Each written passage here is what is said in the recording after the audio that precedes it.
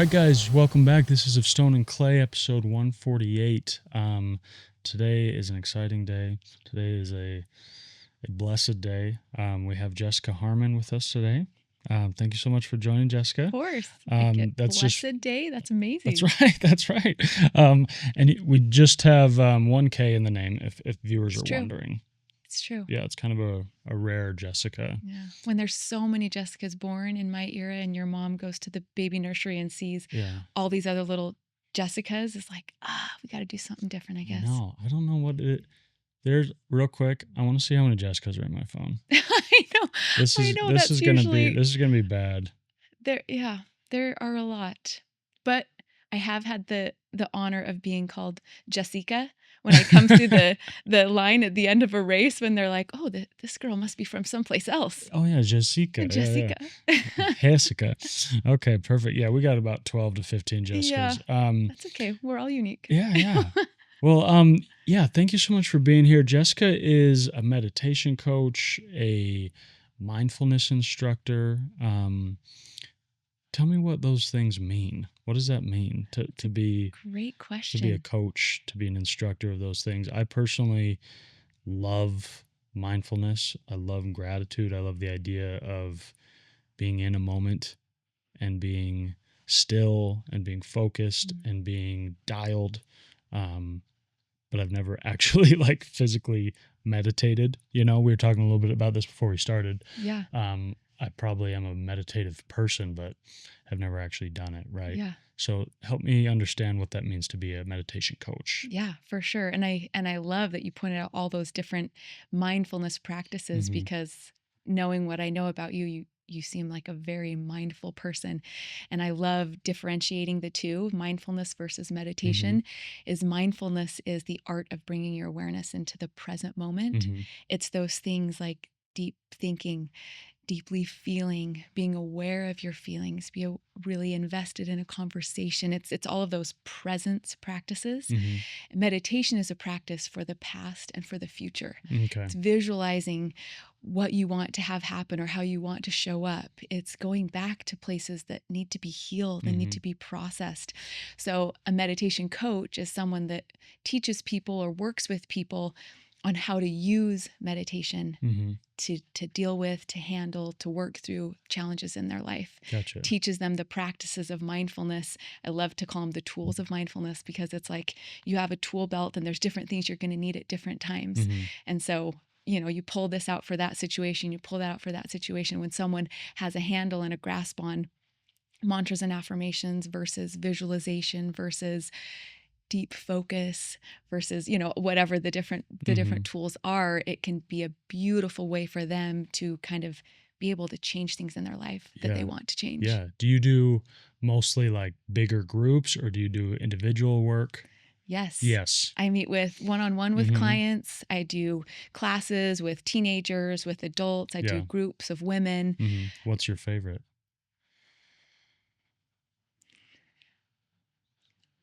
In every single one of those situations, my favorite thing is when you witness someone having an experience. It's the teenager raising their hand after you've just done a little meditation experience and ask for some feedback, and they raise their hand and say something like, I didn't know I could feel so calm. Or the woman who has this huge epiphany as we've just, done this meditation circle and sits there like, I have tried to get over that for so many years, and now my perspective has been shifted in a way that is mind-blowing. So just witnessing that moment, I think, is why I do all of those things, because I love them all. Yeah. You know how I already know you're a very mindful person, besides your pedigree, is I see this pattern with people that are very, very present and very thoughtful and very mindful. Is you'll ask them a question and they'll close their eyes while they're thinking, and it's because they want to be really impeccable with their words. They want to not just give robotic responses. They want to really be with you in the moment and make sure that it's like they're taking a moment to check in with themselves to be like, is this actually what I feel? Actually what I think? Okay, now I'll say it. Well, it's something you do. There was once listening to one of your episodes where I literally have to like tap my phone, like, is it still on? Did it stop? Like, Yeah, yeah. because you did have a pause of that thoughtfulness, I think is a beautiful practice because it does allow you to think more deeply and to feel more deeply, which is so important in the human experience. Yeah. Yeah. If you're listening to my podcast, you might have to hit the double speed. But Well, I didn't think of that.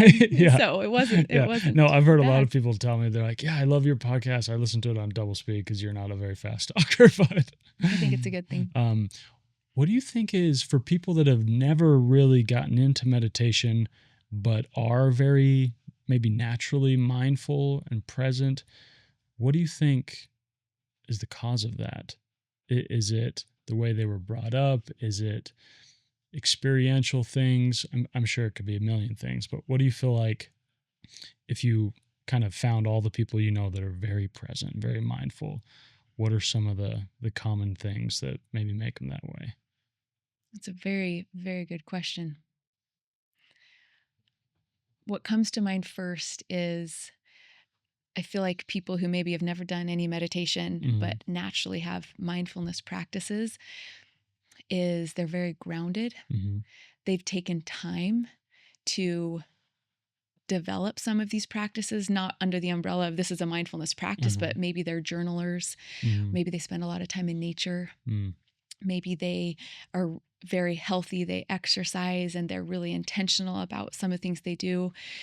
They've been through very hard things Mm-hmm. that has caused them to have to reflect Yeah. and think if they've wanted to progress and process and change through that experience. So I think there's some things that, both have happened to them and things that they've chosen to do that have brought that about. Yeah. Yeah. That's a really good point. I guess I was kind of selfishly wondering about myself, right? How am I so good at this and I don't even practice? No, but it's just funny because I hear people talk about a lot of these things from meditation, and sometimes I'm like, sounds good. I already kind of feel that way. Like I don't Mhm. feel like I need to go to a class, right? Mhm. But I think maybe to your point, I've been obsessively journaling since I was like 7, like, and I don't even know why. I don't know why I started. Mm. I just felt an impulse to record things. I felt an impulse to share and express. And obviously, when you're that young, it's not that deep, right? But as it evolved, it became a way for me to kind of see the world twice, Yeah. Yeah. And Writing is a beautiful way to process, yeah, to digest. hmm Yeah. So that right there in and of itself, I yeah, think takes you to a place where you naturally think deeper, naturally feel deeper and assess what you're living. yeah. I say sometimes I don't even really know what I actually think until I write about it, Mm. because I Mhm. think sometimes we're pretty convinced of our own thoughts, but we haven't really worked them out because Yep. if they're not written down or even verbalized, it's such a mess up there. Yeah. Yeah. Would you agree with that? 100%. And Yeah. our culture, the society we live in with technology, I think makes it even harder. So for people who don't have any of those practices, Hmm. they're constantly not sure what they're thinking, they're feeling. There's a lot of, I think, mental health challenges and physical health challenges because they don't have any of these practices. Yeah. Which can I ask you, just Please. because I'm Yeah. curious, Hmm. are there other things you felt like you started from an early age, like journaling, Hmm. that you feel like has just kind of been a part of your life? I think I've always been really invested in prayer. Mm, And I think prayer is sort of cultivating a level of stillness, mm, for right? sure. And to me, prayer and meditation are pretty synonymous, right? And meditation might be more um, just with yourself, right? And prayer is kind of yourself and a higher power, but I don't see much of a difference. Well, and people who are religious people who Hmm. do spend time in prayer, a lot of time will say prayer is the speaking part, meditation is the listening part. Okay. Yeah. Great. Yeah. So yeah, I think that's one thing. I think I've always been active in sports and stuff, and sports is such an interesting way to kind of turn off your brain, Mm, especially when you've been doing it for years and there's a lot of muscle memory, and it becomes a very cathartic thing. mm, You're going through something. I can just go play basketball with my friends and like be pretty like that other crap I'm worried about is totally turned off. Yeah. And I can't even do that like lifting weights or going to the gym or running or whatever. My mind will be racing. But when I'm playing like a sport, Mm-hmm. I can just lock in, and to me it's great because I don't feel like it's a coping mechanism or I'm numbing anything. I'm just Yeah. like, no, let me take a break from me Yeah. and just go do something I love. And also when you're done, just I don't know what it is, the physical component, but when you're done, your thoughts don't immediately come racing back. Yeah. There's kind of a cool down Yeah. period, For sure. Yeah. That's such a good question. I'm wondering if there's anything else.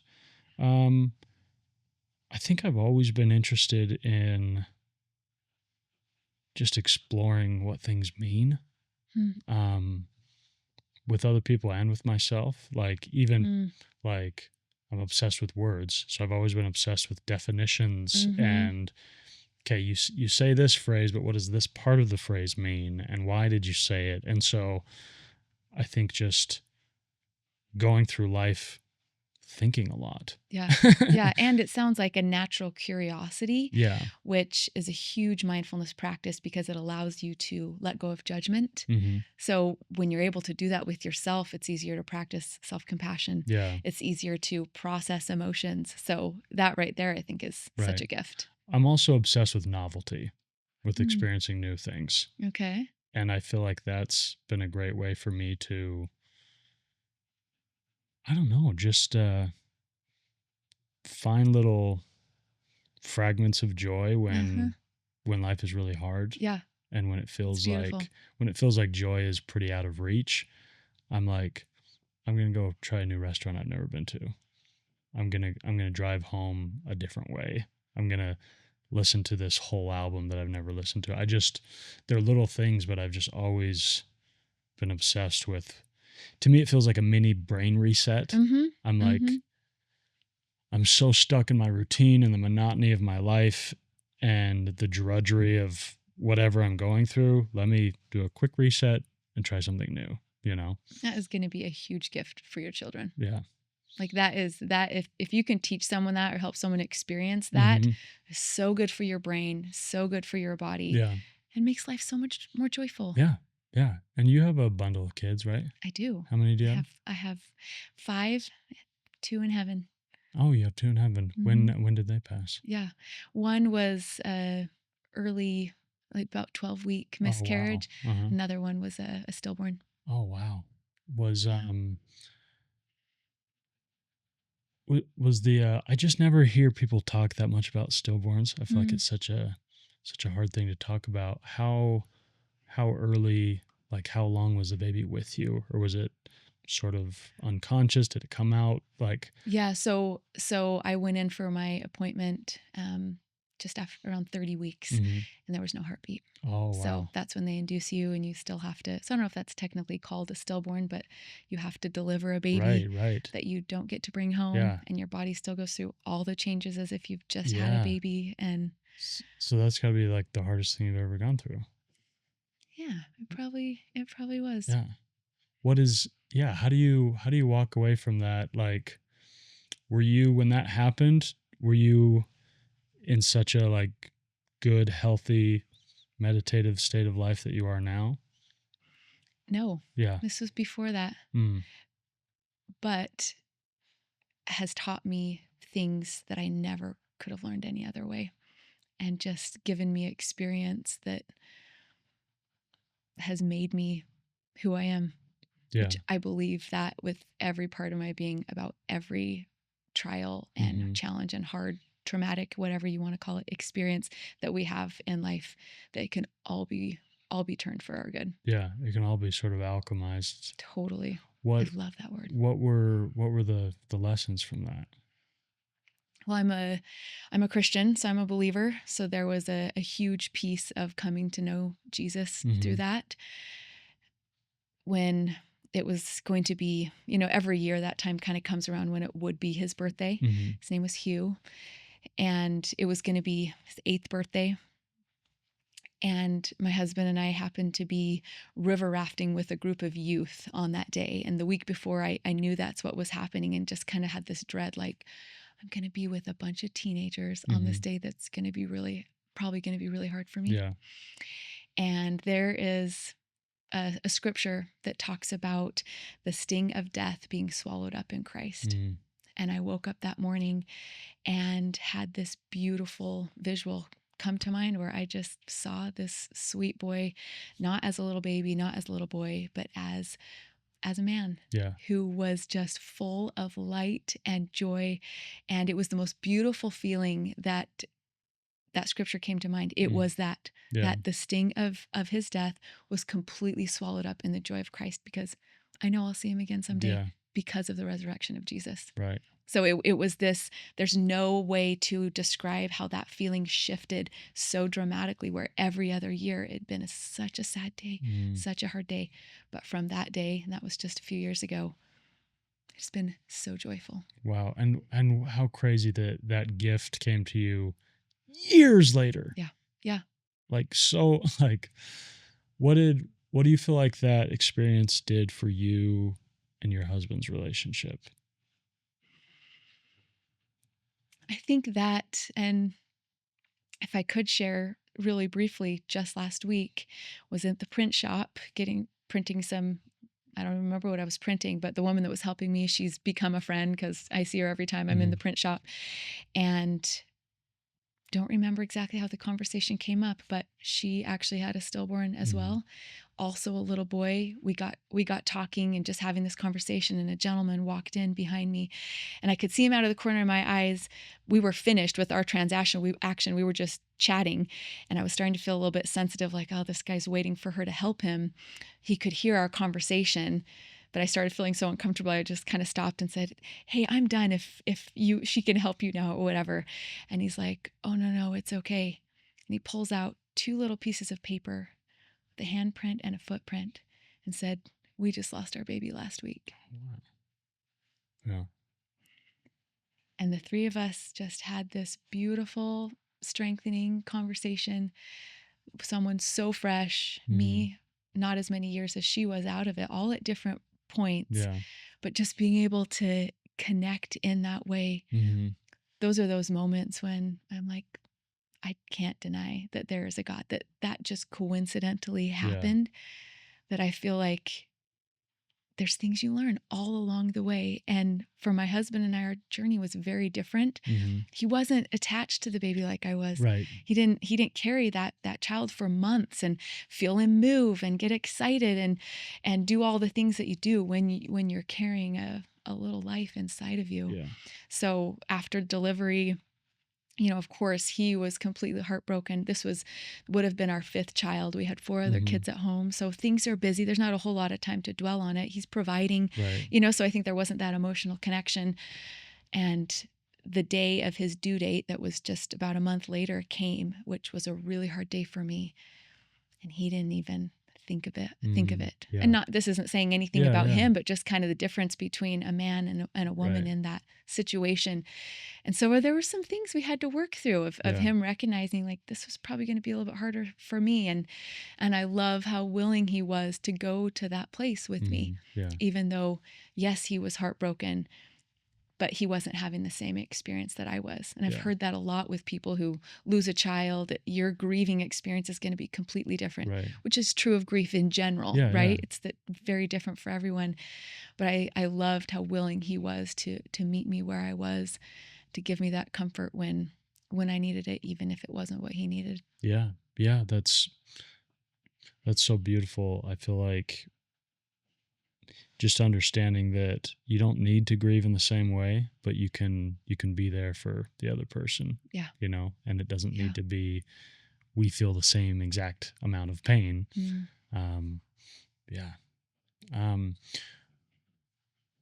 Talk to me a little bit more about being a mindfulness instructor. What does that entail? Does that just go hand in hand with your meditation coaching? Yeah, I that one maybe could be used synonymously, but also in a different breath. The mindfulness instructor is, it's a class. I do online group coaching or workshop where you're teaching someone and helping them have an experience with the different tools of mindfulness. Maybe this lesson is about breath, and we learn about breath and the science behind it and what's exactly happening in your body and why it's beneficial, and then inviting you to choose a practice for that week to help have some experience with how different breathing practices can help you, or a mantra or an affirmation or gratitude or awareness, or all of these different mindfulness practices. So a mindfulness instructor is something I love because you really get to help show someone how this works, why it works, and then encourage them and help them in having their own experience to really let it help them. Okay, yeah. What do you feel like most of the people that come to these classes or these workshops or these whatever for the first time, what do you feel like most of them are looking for or struggling with? It's probably a combination of stress and overwhelm, anxiety, mental health challenges. I don't think self-esteem is the right word, but self-worth. Maybe they don't know that's why, but that's usually kind of what they think these are the problems. And when you kind of narrow it down, it's like, I don't love and accept myself for who I am. Yeah. Maybe in a combination of wanting to change some things in their life, relationships, changes they want to make personally, and knowing that some of these practices can be a huge catalyst for those things. Yeah, that's interesting. I do a lot of like dating and relationship coaching, and same thing. A lot of it boils down to I don't have high self-worth. And so, yeah, I'm dating people I know it won't work out with, or I'm stuck in a relationship where I'm being abused or I'm being neglected, but I don't ultimately, most people don't want to articulate it, but ultimately I don't feel like I deserve anything better, And that comes across in everything you do, Yeah. especially in trying to find a partner for life, that you have this kind of energy that comes off, and then it affects everything else you do and how you feel about your job and how you feel about your other relationships. So that's probably I remember the first time and I didn't feel like I was really struggling with my self-worth, but the first time I tried the mantra, I love and accept you, Jesika, and actually said my own name, felt very uncomfortable. Yeah. Which was a signal to me of, okay, like I have a little bit of work, a little bit of deep work to really come to terms with loving and accepting myself. Because once you do, the sky's the limit. Yeah, it's true. What do you say to, like, if you're working with somebody individually and they come to you, and maybe this isn't like how it works, but they're just like, I get it all. I know I need to have higher self-worth. I know I need to love myself, but I just don't. I don't see the worth in myself because I'm so bad at this. I'm struggling with this. I've made so many mistakes. And even though I can see the good and recognize the good, I don't feel it. Like, how do you help someone like that? So I haven't actually encountered that, because it hasn't ever been something that's been the reason someone has come to me when it's like, I feel like I want to meet with you. These are some things I want to work on. Yeah. It's usually a byproduct of something else that they think is the problem. Right. And when they get to that moment of realization where it's like, I don't even know if I love and accept myself. Yeah. Or I just had a woman yesterday who it was, this with her husband and she felt like this, or it was this with her coworkers and she felt like this. But when it came down to it, it was like, no, when you're with yourself, that you still feel like you have no value and that what you say doesn't matter. That is where some deep work can be so powerful. And so I think, in my experience, the people that get to that moment, it's very humbling because it's like they feel like that's really important to love and accept myself. Yeah. And it's a beautiful moment because Right. it's kind of an awakening, and like they know they want to do something about it because they can see how it will affect lots of other things in their life. Yeah. And is your goal in that situation to help them understand that their worth, their goodness is innate? It's non-negotiable. Yeah. Right. Yeah. I think it's not getting them to, there's no way. And that's what I think is maybe a beautiful difference. Something I appreciate between like a meditation coach and a therapist Mm-hmm. is my job is not to convince them or tell them what to do. My job is to help them tap into their deeper knowing, Mm-hmm. to help them know how to get to where they need to go. Mm-hmm. And so for them in that moment, when they have that little bit of awakening, like, yeah, this could be really beneficial to understand my worth.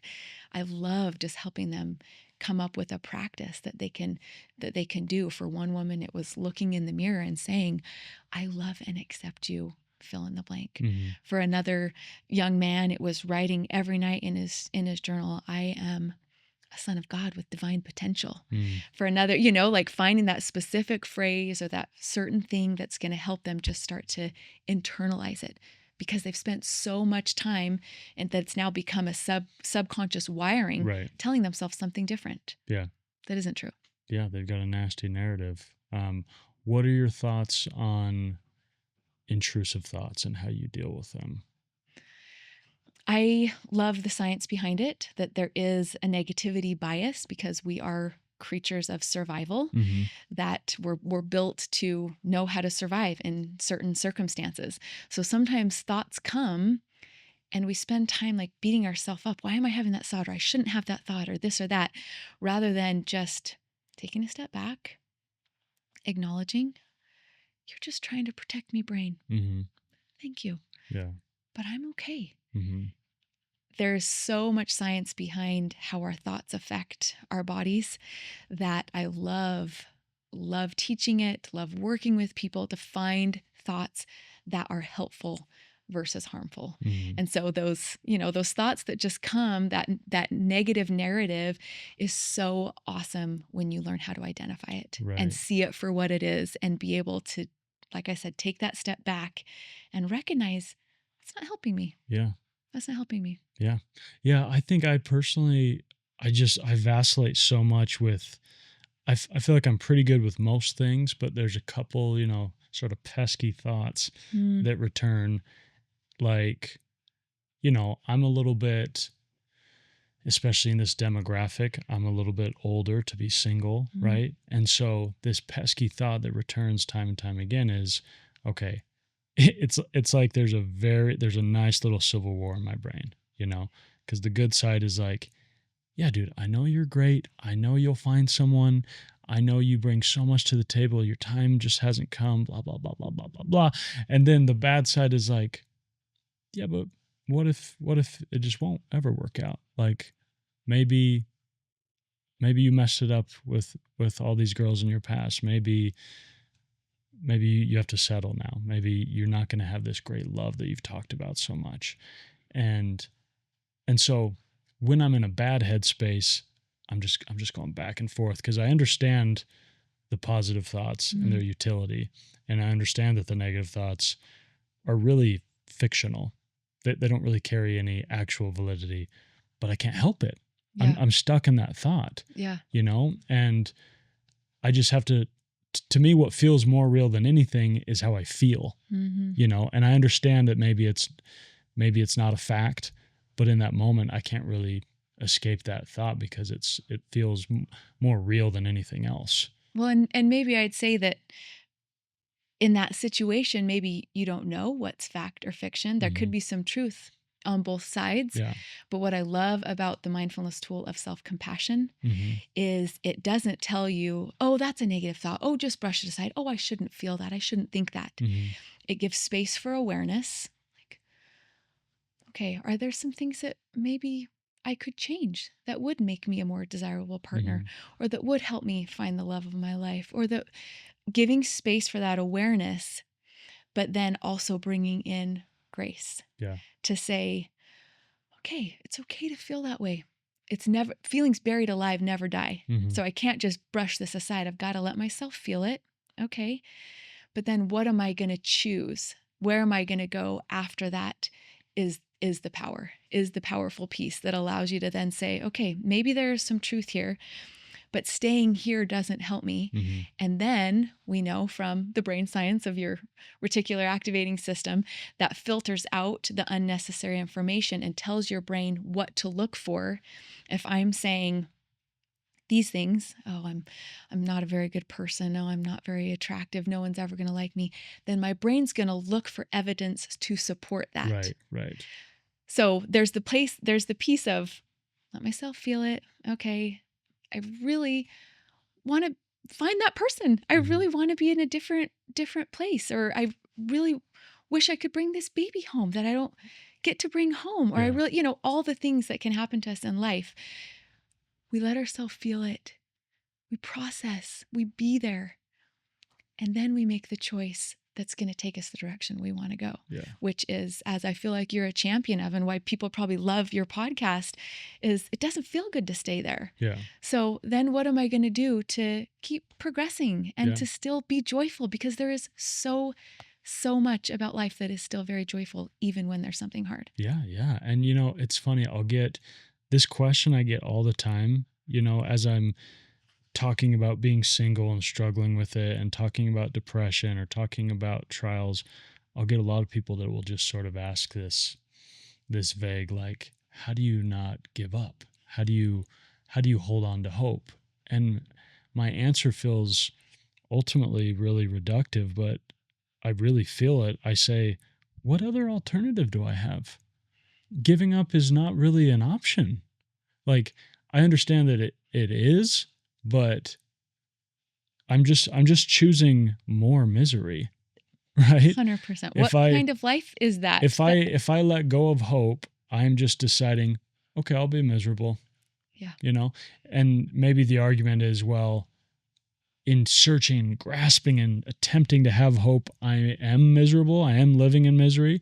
I'm like, okay, but it's only going to be magnified tenfold if you give up hope. Yeah. And so to me, I've sort of, one of my maybe affirmations is saying that, like, I am obsessed with hope and I'll find it anywhere. I love that. And I don't care how small it is. I don't care what it's connected to.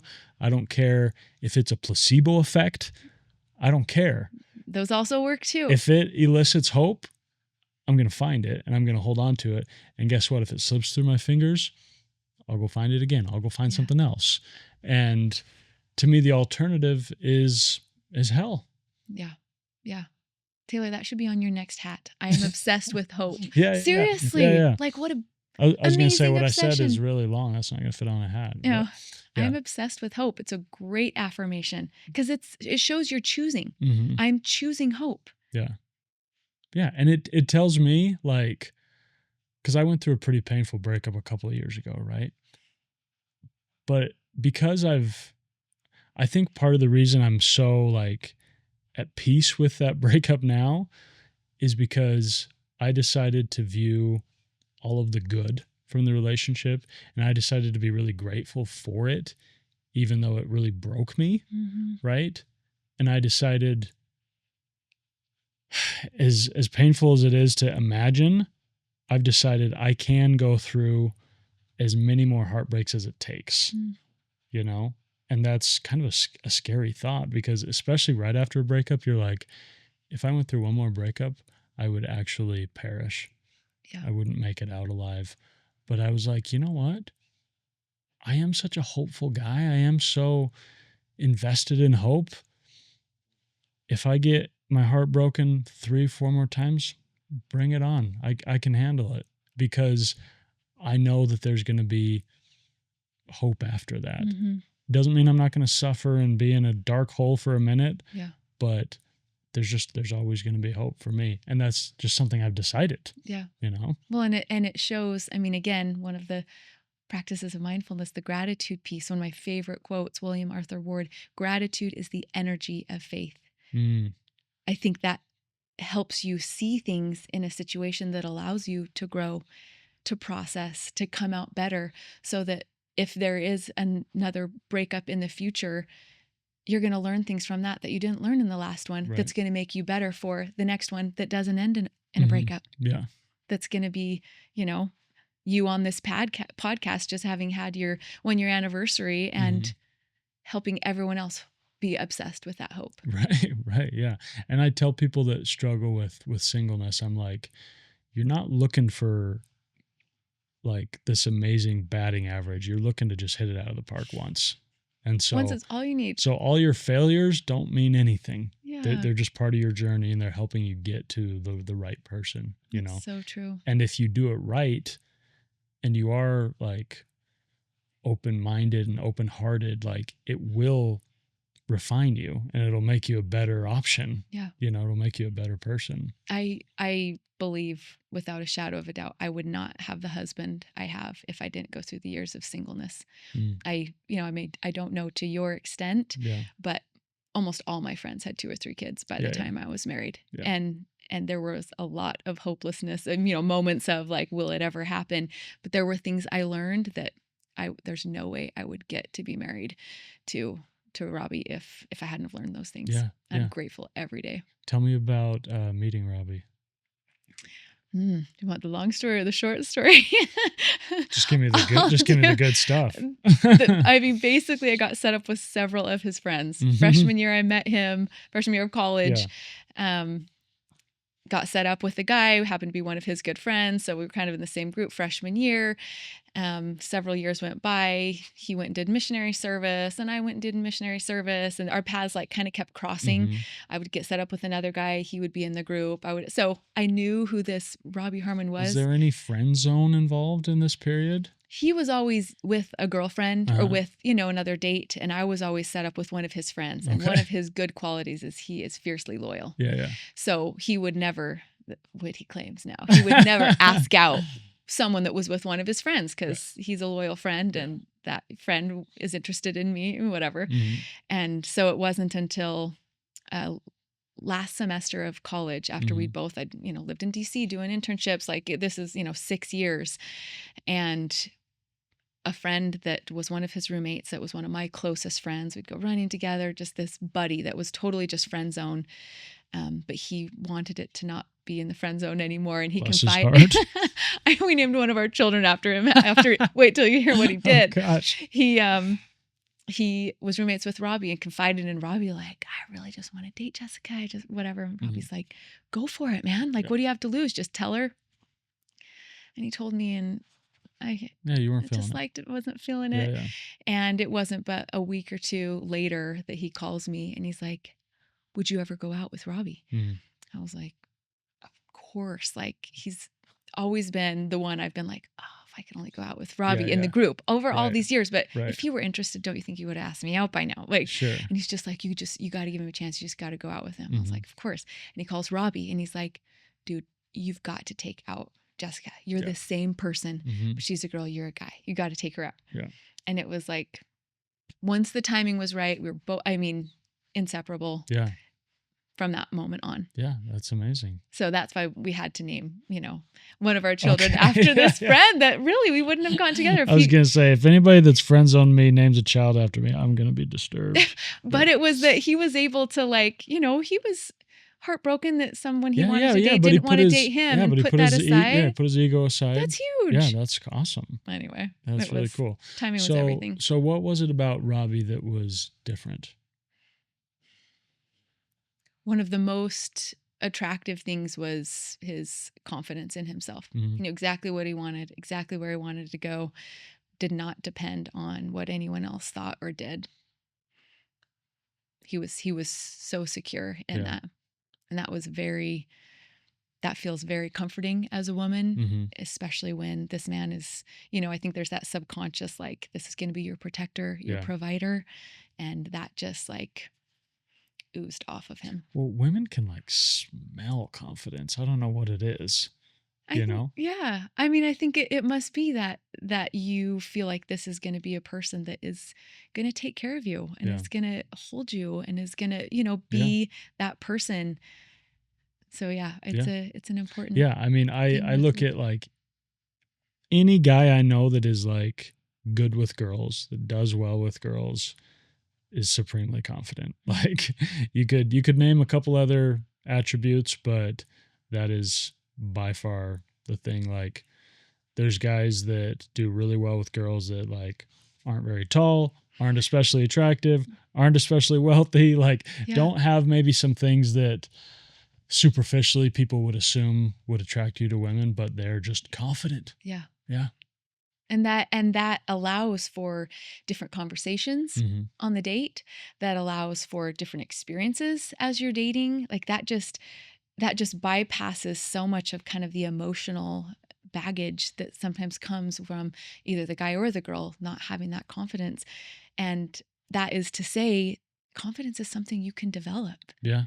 Like that's what's so awesome about it. If you're not feeling very confident, if you're not feeling like you could attract someone because you don't have that confidence, it just takes a little bit of practice. And there's so many ways you can develop that. Yeah. Yeah. Yeah. I was like, it's funny, you can take just one or two domains of your life and be really generally confident, even though you struggle a lot in other domains. Mm-hmm. You know, like I had a lot of years where I was very confident, but like as broke as you could imagine, you know, but I was just like, but hey, I'm good at this. I'm funny. I'm whatever. Mm-hmm. And so I managed to come across as pretty confident. I think wouldn't you say everyone has something they're not confident in? Like Sure. everyone struggles with something as far as, in the whole layout of a human person, which I think is why we're here, to continue progressing in those things. But when the overall feeling is acceptance and confidence, that really does shine through. Yeah. Yeah, it's true. What would you say, or how has your guys' love over the years evolved as you guys have been married and had lots of kids and dealt with death and dealt with just the vicissitudes of life? Like, how has your love sort of grown and evolved? That's beautiful to think about, because we're hitting 20 years next year. It's a happy thought. Yeah. I think probably the biggest strength has been our love has been able to continue to deepen because we both individually and independently of each other have continued progressing. Mm-hmm. We've both spent time, we both put in time in the different aspects of our life, whether that's the physical pursuit, trying to be healthy, whether that's our mental, trying to continue acquiring knowledge, whether that's emotional, whether that's spiritual. Like we're both putting in the time independently, so that then when, I'm pregnant and my body's going through changes and things are really hard and I'm really emotional, like he's able to be strong for me. And when he's starting a company and things aren't going like he thought and he's coming home stressed for not just days or months but years, like I'm able to be what he needs then. So it puts both of us in a position where our love can deepen because we're confident. And that I should give a backstory of it. It wasn't always the case. There were times when it was like, I don't know what he needs right now. How can I help support him? And I'd go to this place of just taking on his stress, or similarly, him not feeling very confident to give me what I needed because he was really struggling because he wasn't providing like he wanted to. Like there've been ups and downs in that, but I think we've gotten to a place, and it's probably been just in these last couple of years. And my mindfulness practices have helped so much in that, in being able to be what each other needs, which just, every year just gets better. Just gets better. That's great. I love hearing that, because I feel like you hear so many couples talk about like, oh, this is the honeymoon phase, and then it kind of just becomes like, yeah, this is my wife, and they don't talk about it as it gets better and better and better. They talk about it as almost like it gets worse, and that like gives me an ulcer. I don't say it lightly, but I feel like I want to, I don't even know what I would say, but like talk to all of these couples and like say it is worth every bit of effort to put into your marriage to make it something wonderful, because it is like the backbone of my life. When things are off there, everything is off. When things are solid there, like it just puts this golden glow on everything. And when, again, like you're both independently progressing and then both caring more about the other person in your marriage, there's no way it can't go anywhere but up. Because you guys are just a team. That one of my favorite things about my mom is and who knows? I have no way of knowing like how my mom envisioned her marriage and her life when she was young, but my parents went through some trials and some financial stuff, and my mom was like, "Okay, I'll go work at Staples. I'll go work at Taco Time. I'll go be a teacher's assistant." And I never in my entire life heard her complain about, I have to go back to work, or I have to do this and raise the kids, or I never heard it. To me, it was like, well, yeah, that's what we do. We're a team. Mm, Like we do this together. And so I love when that. I think about my mom, I'm like, that's the kind of woman I want. I want a Mm, woman that is not interested in what can I get out of this, but is interested in what can we do, yeah. and how can I make the family better and make the family grow, and all the while never complaining. It was all just love. Yeah. Yeah. And I think that's an easier place for a woman to do that, give that support, give that respect. I don't know if I don't know if I'm allowed to say this on your podcast, You're but allowed to say anything. when when the guy is like that in bed, Mm-hmm. just caring more Yeah. about her experience, then it always every single time just gets better. Yeah. Yeah. Like anyway, I Yeah. don't know if you had to No, edit no. that out, but like there's something to say for No. both of you. We'll put it in twice. We'll throw it in at the back end. But I mean, really like approaching the relationship in that way of like, I care about more about your happiness than mine Yeah. has such beautiful effects. Well, and listen, when it comes to like sexual matters, I probably know close to nothing, but to me, it's so obvious, it's so self-evident that like having a good sexual experience is so easy for a man, Mm. right? Yeah. And is fairly complex for a woman. And so why not decide as a man, okay, this is my duty. Let me dig my heels in and figure out how to make it wonderful for her, because it'll always be easy for me. Well, and if the more wonderful you can make it for her, the better it is for you too. Of course. I mean, like my dad used to say, like it's the best homework to figure out once you get married. Like Yeah. you spend all the time you need on that homework. Yeah. Like it's definitely the right approach, I think, especially before marriage, Mhm. going in with that mindset. Yeah, that's awesome. Yeah, we'll throw that in a few times in the episode. We'll just pepper it in. Yeah, so all the guys can get clued in. Oh, and for the girl, I can't tell you the majority probably of the women in my life that's one of their biggest complaints, that's not a happy part of their marriage. Yeah. Which is Yeah, I hear that so often. I do too. Like- Taylor, it makes me so sad because that could be the happiest part of your life. Yeah. The most fun, the most exciting, it just takes both people wanting to put a little bit of effort. Right. Yeah. I hear so often like women talking about it like, oh, like it's his birthday. So, or like, oh, like my husband always wants to. And I'm just like, where's the dissonance here? This is so bad. But It could be like, it's his birthday. I'm excited. Like, right. I'm going to make it even better for him. Yeah. I'm the birthday gift. Happy birthday. Okay. Yeah. Okay. Well, we'll get off this topic, but it could be. Yeah. It's worth putting the time and the effort into. Yeah.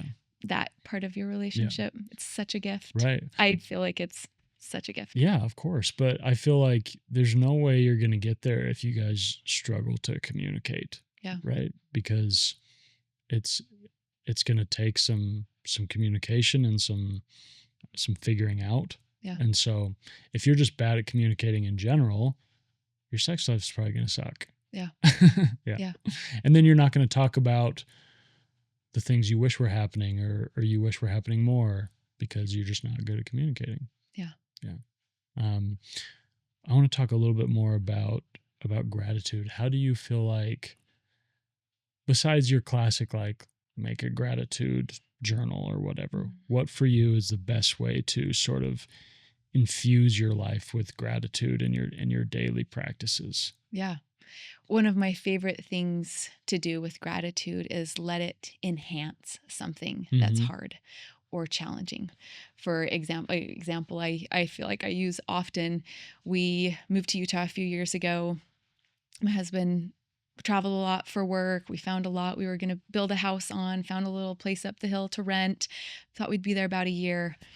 And after a few months, realized he felt like he wanted to start a new business, left his job, started investing the money we're going to spend on a house into this new company. And so what was supposed to be in this, kind of funny random rental house in a neighborhood that it was fine, but a house we wouldn't have chosen if we thought we'd be there more than a year. Yeah. Turned into 3 years, 4 years, 5 years. And I found myself after a couple years just finding everything that I hated about this house. Yeah.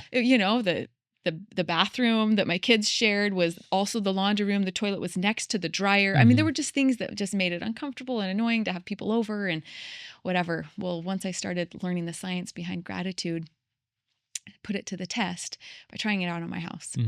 And so just made a point to every time I walked into my house, because what I had been doing was saying something I didn't like about it. Yeah. Oh, I can't even park in the garage because it's too short and can't this or that. I'd find something that I was grateful for about my house. Yeah. And the first time I tried it, it was the winter time. I walked in and first thing that came to mind was, oh, I'm so grateful. This house is so cozy. Yeah. So warm and cozy. Because it's a little smaller, it keeps the heat in really nice. And I remember just walking up the stairs, a little split level, being like, oh, our house is so warm and cozy. Yeah. Next time, found something else. Next time, found something else, to where it just helped. Again, that reticular activating system allowed me to look for things that I was grateful for, which helped me fall in love with my house. Yeah, yeah. That's great. To where, the year before we left, coming back from my run, kind of went up the hill, turned and looked at my house, and I just broke down in tears thinking, I am going to miss this house when we have to move. Yeah. I love it so much. Right. And it has so many memories inside of it. Yes. All the things. And so I feel like gratitude, when you apply it to something that is hard or you don't like, it allows you to shift your focus in a way that benefits you, in a way that gives you those feel-good hormones, in a way that helps make your life so much happier. You can do it in a relationship. You can do it with a house. You can do it with a job, anything. Yeah. You're searching for silver linings all the time. You want to hear about my gratitude practice? For sure. So I realized a while ago that I struggled with the traditional gratitude journal, because I was like, to me, it felt overwhelming. I was like, I should be grateful for everything. And so am I just going to sit down and write for 3 hours every night, And when you're in not a great headspace, you don't feel grateful for things that you should be grateful for, right? You're just not in that headspace.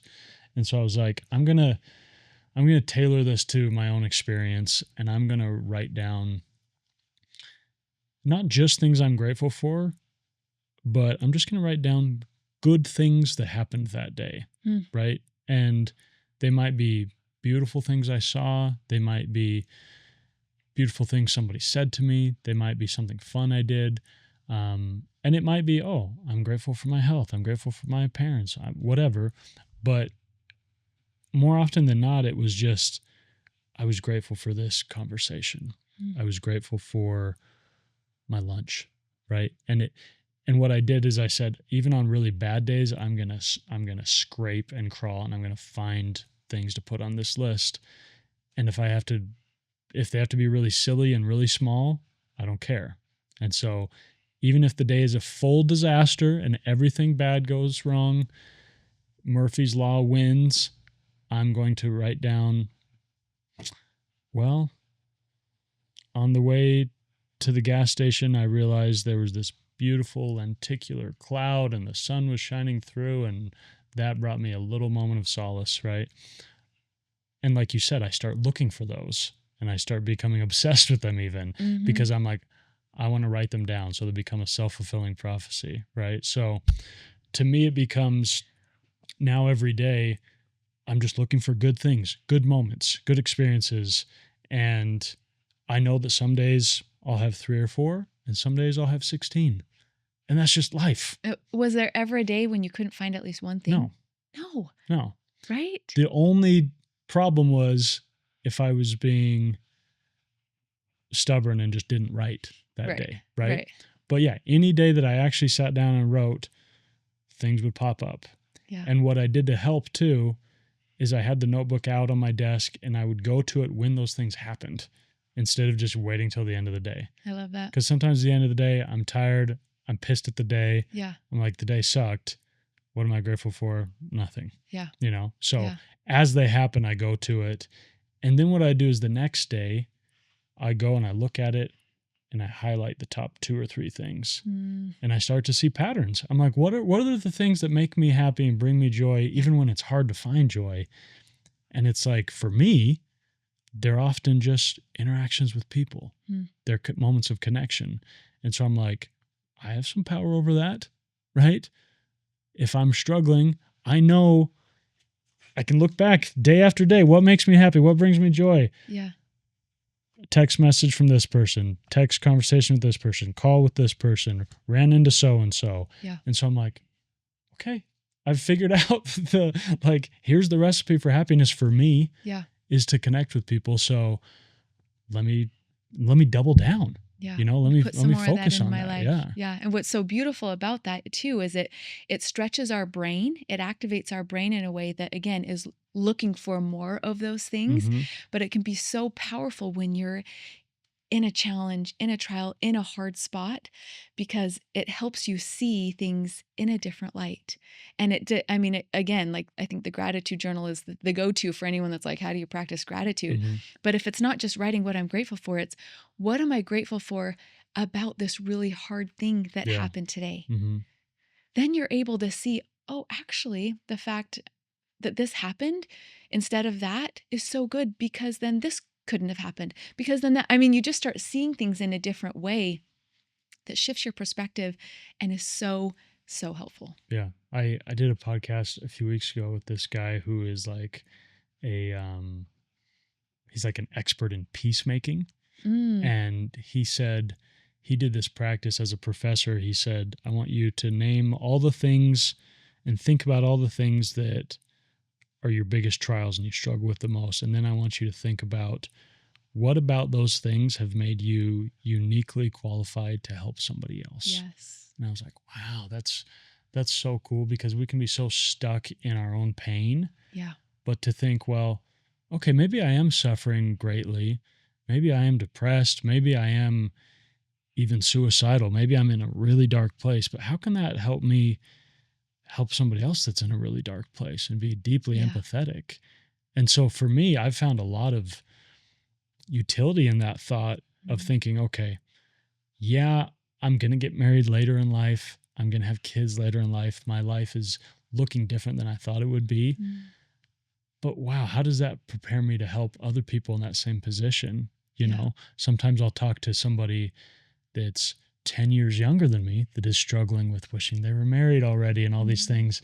And I'll be like, dude, I would give my left limb to be your age so you can relax. And it just gives me a unique ability to empathize with them and to help them. So it's actually quite the gift.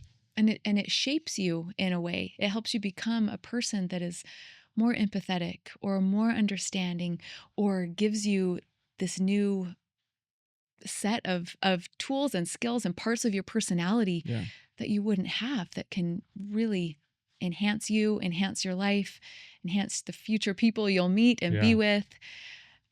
Can I share something that I haven't shared with anyone publicly? Please. Yeah. Really? So, a brief backstory. One of my meditation coaching clients was a woman who I met 25 years ago. We both did this random competition as seniors in high school. She was a brilliant pianist, and we just were kind of Facebook friends after that. Didn't really associate much. She lived across the country. She was from Maryland, and saw earlier this year that she was just diagnosed with breast cancer. So after having watched my father-in-law suffer from cancer, and having seen on so many lists of what you can do that can help during chemo or help with cancer, meditation was on all of those lists. But I couldn't find any resources to give to my father-in-law, because me saying, here, can I help you, just didn't quite feel like he would be open to that. But I couldn't find any resources to say, here are some meditations or some practices that could help specifically with cancer. So it'd been in my heart to try to some way, somehow help on people's cancer journeys.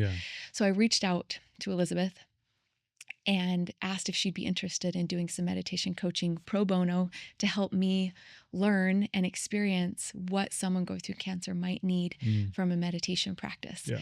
So we worked together for a few months, and it was profound how much it impacted her and her experience going into the chemo treatment, having been prepared mentally for how she was going to handle it, what she was going to do, sleepless nights, all the things that come with cancer. Yeah. Meditation was really, really helpful. And it got to where we had been working together for a few months, and I knew she was a pianist. I knew she was an amazing performer, but I didn't know she composed. Mm-hmm. And during a session, this idea was kind of born that what if we narrowed down kind of the top meditations that helped her during her Mm-hmm. cancer journey and have her write music that reflected those meditations and the experience behind them and what she was going through, Mm. and record an album. Yeah. So she came out, we worked together. She had ideas of the music that she thought would go with this meditation. We'd sit down, she'd be at the piano, and we'd just kind of co-create and like massage this song to get it to where it directly mirrored the experience of the guided meditation. Oh, wow. Which, as a person who records guided meditations, who does them live for people, finding music to go along with them is amazing and hard, because you want it to kind of help the person go along with the journey of the meditation. Mm-hmm. So when you find a piece that, you can kind of put your meditation to go with it, it's awesome, but it's not easy. Yeah. And so to have someone that could write music to beautifully mirror and kind of interweave the music and the guided meditation, and the meditations were born from the experience of the person creating the music, Yeah. was so beautiful. Yeah. Wow. And so not only did we record this album that's actually being released in a couple of weeks, Mm-hmm. but I felt like it was a new form of meditation. Yeah. I felt like it wasn't just guided meditation with original music. It was, and we actually, when she came out, we did them for a handful of people. A woman who is in remission from cancer, another woman who's going through cancer, a woman who just lost her husband from cancer, two of my sister-in-laws who were pregnant and having really hard, challenging pregnancies, people who were all going through things emotionally and physically. Mm-hmm. And one of the people mentioned that the experience of that guided meditation with the music in that way was akin to experiencing ketamine. Mm. That, like, and I don't know if you're familiar with ketamine, but taking you to a whole different place emotionally and physically and mentally, and just had some really, really beautiful feedback of how impactful these meditations were. Yeah. So I got together a group of people and felt like I need to come up with a name. I love that you love words, because I think that you'll like this. I love looking at the root, the Latin roots, the Greek roots, breaking down words to find more meaning Mm-hmm. in what different words mean in the English language or in other languages. And I felt like this type of meditation practice needed its own genre, like its own word to describe how the guided meditation and the music were both written from a place of experience, Right. from a place of transformation, from a place of growth. And so after looking at Latin roots, Greek, Sanskrit, Hebrew, just a Mm-hmm. whole list of words, and then getting together this group of people to kind of iron it all out, came up with the combination of the word in Latin for sound, Mm-hmm. combined with a beautiful Hebrew word, nisayon, that means experience through trial, Mm. and put them together to make Sanisa meditation. Mm. Wanting to, and have another couple of artists lined up to hopefully create more of these albums that can be born from the artist's experience Yeah. with a trial, and then putting guided meditation so that people can connect more deeply with the experience and the process of growth and transformation Yeah. through trial. Yeah. That's So really I'm cool. really, really excited about it, and just feel like for people who, like one of the women we did this meditation with, who were sitting in a hospital bed for a month, Mm-hmm. or going through chemo treatments and having to come home and be kind of quarantined from people because you can't get sick, to have something to help you in those moments that can fill your soul and guide your mind, could be really, really helpful Yeah. and transformative. Yeah, that's beautiful. That's so exciting. Thanks for letting me share it. Yeah, Thanks for yeah, letting of me share course. it. That's so cool. Really excited about it. That's you know, my opinion on, because these days there's just endless modalities of healing out there, right? And sure, there's some I'm skeptical about, but at the end of the day, my thing is, if it works for you, amazing. End of story, right? I don't care if there's, published research about it. I don't care if other people tried it and it didn't work. If it worked for you, amazing, right? And even if there's a little placebo involved, who cares? Yeah. Right? And Yeah. so, yeah, what a cool way to connect. Like, to me, I feel like if I was meditating and hearing music and I knew that the artist that made it was connected to their story, it would be way more impactful. I did, not under protest, but I was just at this thing. I was speaking at an event and they were also doing some other things that I'm like, sure, I'll participate, whatever. But they did like a sound bath thing, Okay. right? And to me, it was just like soothing, like made me want to take a nap. It wasn't like healing or didn't really do anything special to me.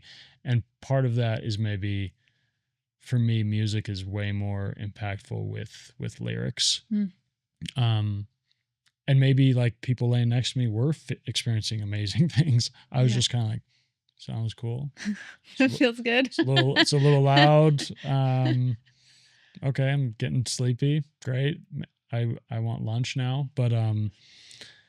But yeah, if it works for you, great. Yeah, for some people, sound baths are very healing and transformative and allow them to relax in a way that they can't other ways. And you know what? Honestly, maybe I'm a very relaxed person. So I probably don't need something to help me relax. Yeah, that's a good point.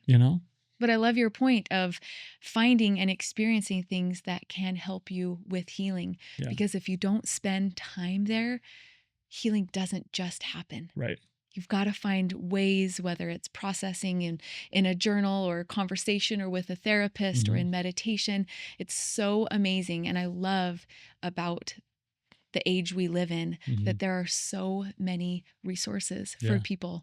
And so trying new things and experiencing new things and committing enough to actually have an experience with it, I think people can get so much farther in their healing journeys than they know. Yeah, totally. And listen, I walk a really fine line between being really open-minded and fairly cynical with things. But I'm like, if I felt like I was desperate, maybe I would try sound baths again. If I felt like I couldn't relax and I couldn't find healing in some way, maybe I'd try it again and again and again. And that didn't work, I'll try something else. Yeah. But, what are your thoughts on the gift of noticing? Do you feel like some people have that gift innately to notice things and to observe well and that's all tied into gratitude in my mind, but just kind of having the eyes to see things?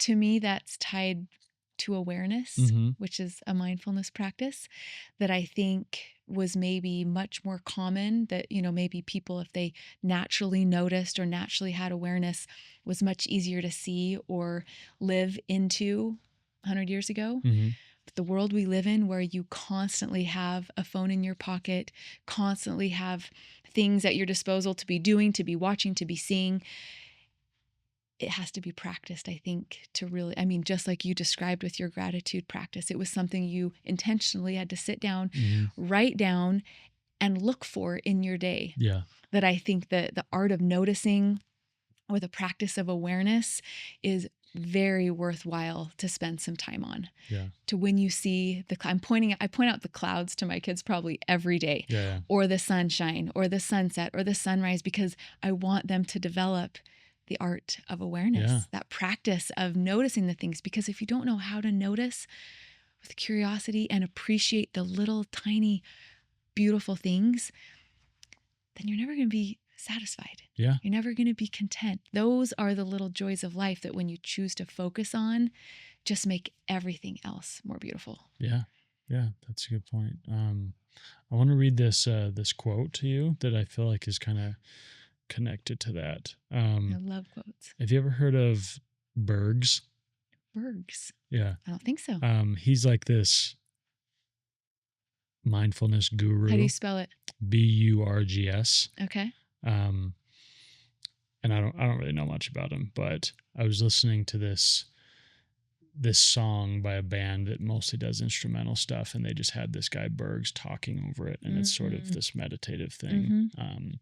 And this last line, this last bit I love so much. He's talking about sort of speculating on maybe what it was like before we came to Earth and before we sort of accepted, okay, we're going to be humans and we're going to go down and we're going to experience life, right? He says, and you came here with a sense of wonder, and somehow the wonder of it wasn't enough, and we stopped wondering and started to wonder about ourselves. And in your wondering about yourself, you forgot what you came here for, what you came to be a part of. And I just love the idea that I think so much of our sadness and our dread and our boredom with life is because we are just fixated on ourselves, and we're only wondering and thinking about ourselves instead of, what am I a part of? You know, what am I here for? I'm here to help people. I'm here to love people. And yes, I want to receive help and I want to receive love, but what am I a part of? And not just, what do I have? What do I need? What do I want? What am I a part of? Like, to me, I love that visual of thinking, okay, I'm about to be born, about to go down to earth. Like, look at this beautiful, like, tapestry I'm about to embark on. Like, look at this thing I'm about to be a participant in. Like, how can I be of use, right? How can I help other people? But then we come down here and the wonder of it all sort of kind of evanesces over time. What are your thoughts on that? I love that. And what I love about that is there's a lot of research around having some sort of spirituality in your life, whether that's nature or that's music or that's religion, whatever it is, something that brings about a feeling of awe. Arthur Brooks talks a lot about this. He taught this Science of Happiness class at Harvard, most desired class in, all of the country, because it's when you do those things and put yourself in places where you experience awe, it helps you recognize the bigger picture. Yeah. It helps put yourself in a place of the bigger scheme of things. Yeah, it gives you perspective. Gives you feelings that allow you to stop for a minute and broaden your horizon. It helps you kind of zoom out from the things that seem so hard and so, kind of self-focused, which those are real things and you do have to spend time working on them. But when you have the balance of that sense of awe and wonder in your life, you're so much more grounded. Yeah. Yeah. So much more satisfied. I find myself doing that sometimes with like little kids, right? Because they're so, they're just, there's a purity to them, and there's something, you forget that when you were a kid, you were also just experiencing everything for the first time. So everything was wonderful and everything was awe-inspiring, and seeing like a little hill of dirt over there is amazing because maybe you can climb it and who knows what's on top. And seeing that in kids and being like, because not everybody sees that in kids. We all know it, but not everybody sees it because, again, we're just caught up in our own lives. But when you can slow down and be still and see the joy in children instead of just being annoyed at how loud they are, right? Yeah. And the mess they're causing. But if you can see how they light up at new experiences, it can just remind you, okay, I just need some new experiences. Yeah. Because everything's become dull to me because I've experienced it 10,000 times. Yeah. But I can have new experiences, and also I can find joy in seeing other people have new experiences, And I would say that art of that practice of awareness allows you to experience things almost as if they are anew. Yeah. Yeah. Like, I don't ever get sick of seeing a sunset. Same. That's not a new experience, Right. but But the sunset there's is that new. awe. That's true. It is a Yeah. different sunset. Yeah. But, or, something else in the way the leaves change every year. Mhm. Yeah, maybe it's slightly different, but it's the same tree. It's the same colors it was last year, but still every time the leaves change, I drive around just like, I love this so much. Yeah. Same thing about your intimate life. Same things about, I mean, there's several things I think in life that when you have that awe and that gratitude and that wonder, it's like you're seeing them or experiencing them for the first time. Yeah. And I see that in couples that are like truly and deeply in love. I see the way they look at their partners, right? And they look at their partners with a sense of awe. And it's like they're looking at them for the first time, they'll see them doing something cute that they like, and they'll just be like, they'll be in kind of awe. And I'm like, that's how you guys, like, that's why you guys have a relationship that you say is getting better and better, because you're viewing each other like that. And when you get in those ruts of where you're not, you make the intentional decision to start looking for those things. Yeah. And there's definite ups and downs, and it's a practice. It's intentionality. Yeah. And when you're focused there, it's the best. Oh yeah. Yeah. Okay. Back to the intimate life. No, just kidding. We're once again. Kidding. Let's get really. Just kidding. This question of self-love, I wanted to ask you, what do you feel like is the thing you just love the most about yourself? About our dearest Jesika. Thank you, Taylor. I think the thing that I love the most about myself is that I'll never stop trying. Mm-hmm. That I continually want to improve, want to be better, and am willing to do what it takes. Just resilient. Maybe resilient, but almost, I know how to give myself grace. Yeah. Maybe that's a softer way of saying it. Yeah. Yeah, that's great. What a great thing to love about yourself. I have to practice it a lot. Maybe that's why. That's awesome. What about you? What do you love most about? It sounds weird to say our dearest Taylor, but about yourself. About dearest old me. I think this changes, like, not day to day, but there's different periods where I'm like, man, I love this about myself. And sometimes it's like completely gone too, those parts of you that you once really loved about yourself. But I would say maybe right now I love my ability to connect with people. I feel like it's easy for me, and it's enjoyable, and it's not, if it just feels like it's second nature, right? And I know a lot of people that have a lot of anxiety around communicating with people and meeting new people and talking to people, and I'm just so grateful I don't have any of that, right? Yeah. And so it is something that, to me, is kind of always there. There might be parts of me I'm disgusted with, or parts of me that I'm sick of myself, but that's always there. And like I said, going back to like my list of things that I always enjoy and always feel good about, it's people. And so to me, I'm never going to run out of people, and, friends come and go, and relationships, they wax and wane, but there's always people. And so I just love that I can always have that. I don't know. It's just a lifeline that's always there for me. And such a gift, because there's always people who are looking for connection. Yeah. And that's something that you do for them. That's really beautiful. And it's such an obvious way to get out of my own head, because it's really hard to be self-deprecating and lonely and sad when you're just helping people. Yep.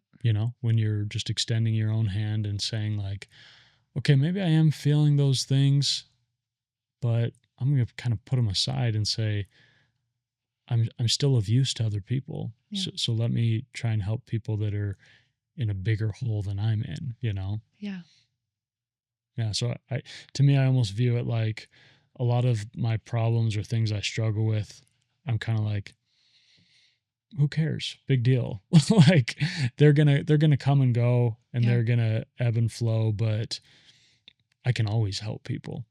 Yeah. Even if I'm not like 100% in, I'm not 100% myself, or I'm struggling mentally, like I can always help people. Especially because I had the gift of gab, I can talk easily, and I Mm. can make light of things, and I can be sarcastic, and I can kind of always do that, even if I'm like barely above water, Yeah. you know? Yeah. Such a good question. Maybe a good one for anyone listening. What do you love about yourself? Yeah. Think Yeah. about it for a minute. And if you're struggling, I would say, okay, what's something you once loved about yourself? Maybe how can you revive it? Oh, I love that. How can you resuscitate that thing? Because Yeah. I think some of us, we grieve parts of ourselves that we feel like have passed away, Mm. but we can get them back, Yeah. maybe Yeah. we need to like get back into old habits, or we need to be more disciplined again, or we need to Mhm. reach out to an old friend, whatever it Yeah. is. Yeah. But we can resuscitate those parts of ourselves. Yeah. Just like there can be parts of like a marriage or a relationship that are sort of dying or Mhm. broken. You can save them, you can fix them, but it, Yeah. takes a lot of freaking work. Yeah. Yeah. Yeah. But it's work worth putting in, and it can be awesome, beautiful work. Yeah. 100%. Okay. This is a tricky question. Okay. Are you ready? I'm ready. Okay. This is like, I feel like people always ask, like, what advice would you give a younger version of yourself? But I'm more curious, like, in this state of your life, what do you think a future version of you would come and tell you that would be useful advice? Jessica in 10 years or whatever.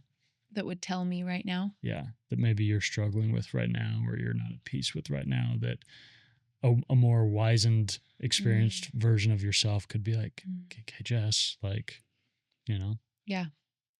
I would say don't let fear be the driver anymore. Mm-hmm. I've worked hard to not let that be the driver, but it still creeps up sometimes, and things that I want or don't want my kids to do, or things that that Mm-hmm. happen or don't happen, or I feel like sometimes that gets in the driver's seat and makes me do or say things that aren't best for that moment. So Yeah. just let go of fear. Yeah. It can be so paralyzing. Yeah. Yeah. I was talking to a buddy of mine yesterday that does podcasts, and he's in a very similar niche, and he was saying like his main struggle is he wants everything to be perfect, Mm.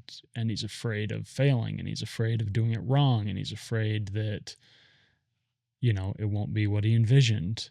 And I was just like, yeah, man, what you need to be obsessed with is just moving forward. Mm. And it doesn't matter if it's in a straight line, just and it doesn't matter if you're afraid, just do it. Yeah. And reroute if you need to, pivot if you need to. Yeah. But sometimes we get so afraid of all the potential things that could happen that we just do nothing. Yeah. you know Yeah. Or we do something that we wish we wouldn't have done, or that isn't the best for that situation. Mhm. There's a lot of things, especially as a parent, I think you look at with your kids like, oh, I don't want to give them a phone too early because I don't want this to happen, or oh, I don't want to get Yeah. on social media because I don't, and then when Mhm. they start making their own choices, like my daughter in college right now, where I'm like, she's spending a lot of time on Instagram, and so the things that like I want to do that actually wouldn't be helpful for her. Yeah. And I got to just trust the process. Yeah. She's so much farther along than I was at her age. And so just loving and being the support that someone needs rather than being fearful of what's going to happen is a much better place. Yeah. What is your relationship with your phone? It's a good question. I has spent several years when my oldest, who's now in college, was 11 and all of her friends were getting phones, did a deep dive. It was right when iPhones were coming out, all the kids were getting them. Books started coming out about the effects of social media and cell phone use. And I let fear drive me for a long time Uh-huh. in the sense of, oh, you can't spend too much time. Oh, you don't want to ever let your kids do that or this, or, and have come to a place where I'm just so grateful I know what I know. I Mm-hmm. went and interviewed a whole bunch of moms. I helped put on community events, helping people get awareness around technology and social media, how it can be helpful or harmful.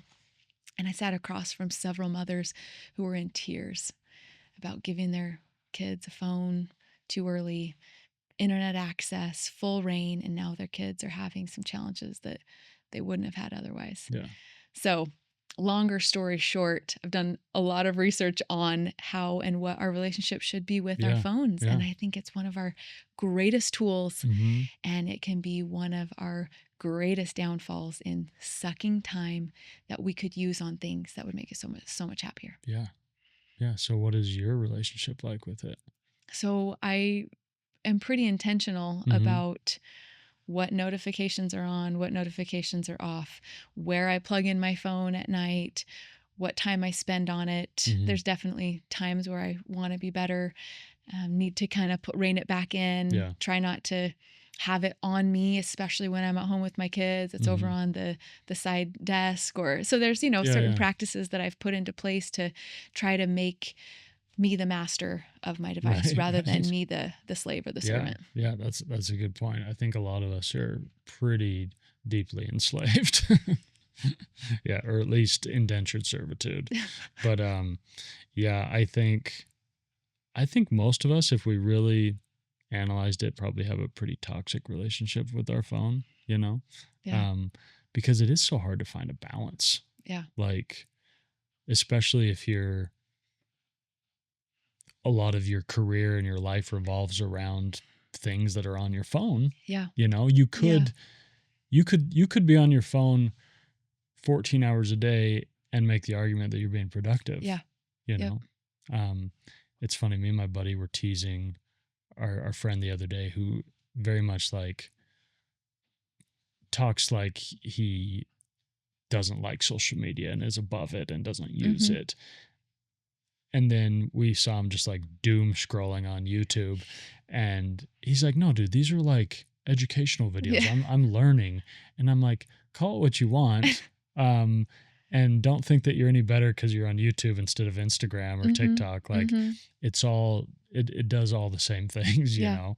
Yeah. But yeah, I catch myself doing that sometimes. Like, my algorithm a lot of times is other podcasts and other people in my space, and it is good like research, and I'm trying to figure out what other creators are doing, but then, is it productive if I'm just doing this for 2 hours, drooling? Yeah. you Yeah. know and so I think more than anything, it's just checking in with yourself frequently and saying, am I the master or am I the Yeah. slave? And being very realistic with ourselves that the creators behind these apps, these, social media platforms, they use brain science to enslave us. Mm-hmm. Like they I mean, not to nerd out again, but Yeah. they literally study slot machines. They study how to get people's attention, all these Mm-hmm. things to make them as addictive as possible. Right. So we have a lot working against us. Yeah. Yeah. Yeah. And I mean, and here I am trying to make great content that people won't look away from, but I know. it's just, Yeah. Yeah. But it's also an amazing tool, and how great when we can be aware enough to find a good balance of Yeah. letting it just enhance our Yeah. life. Yeah. And I love to just speak sort of, when I'm doing social media stuff and I'm doing stuff on my phone, I'm like, okay, I'm all in right now, but when I'm done, I am going to put my phone aside and Yeah. I'm going to not look at it for a while, or I'm going to go for a walk, or I'm Yeah. going to go do this thing without my phone. Yeah. And it's always way more enjoyable when you're not like just looking at it every 2 minutes, hoping Totally. there's something there, Totally. And I think that's another very attractive thing about a person, a single person in the dating relationship is someone who is able to put their phone away and Mhm. just be present. Yeah. I think that's something that a lot of women are attracted to. Yeah, I mean, sometimes I'll have a date, or I'll be going to hang out with a girl, and before I'll be like, okay, let me like do 4 or 5 things that I know I want to get done and that are going to stress me out, Yeah. and then I can just put my phone on do not disturb Yeah. and relax the rest of the night. Mm. Because when I get stressed about it is when I'm like, I know I need to make a post tonight and I haven't made it yet. And I'm going to be doing this activity, hoping that it ends soon so I have time. And Yeah. it's like, I don't want to be in that space. I want to be Yeah. so present when I'm with people. So that means I have to be disciplined when I'm not with people. Yeah. You know? Yeah. Yeah. Yeah. Okay. Just to wrap up, I like to ask people if they have any questions for me. Yeah. I'd love to.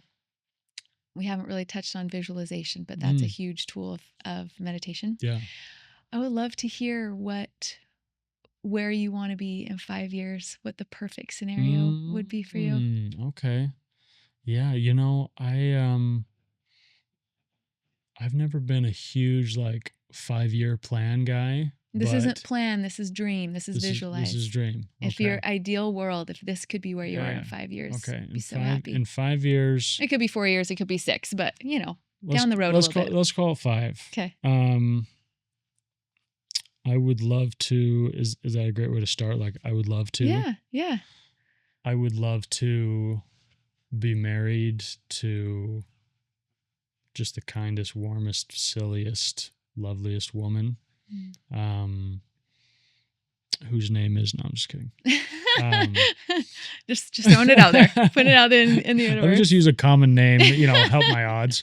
I would love to have, in 5 years, probably 1 to 2 children. And I'll add that any children at any point would be an enormous gift. I may have an ideal number in my head, but to me, that's almost arbitrary. Any amount of children would be amazing. But we're going to say at this point, 1 or 2. Yeah, 1 or 2. I would love to be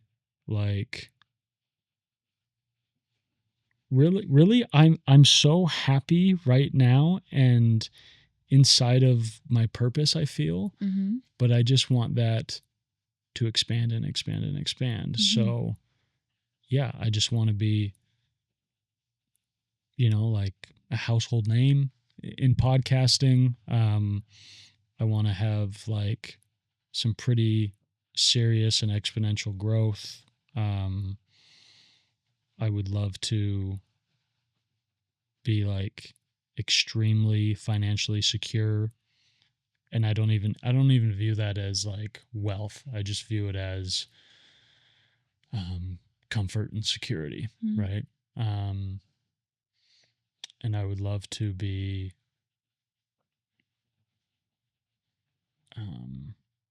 just helping people and being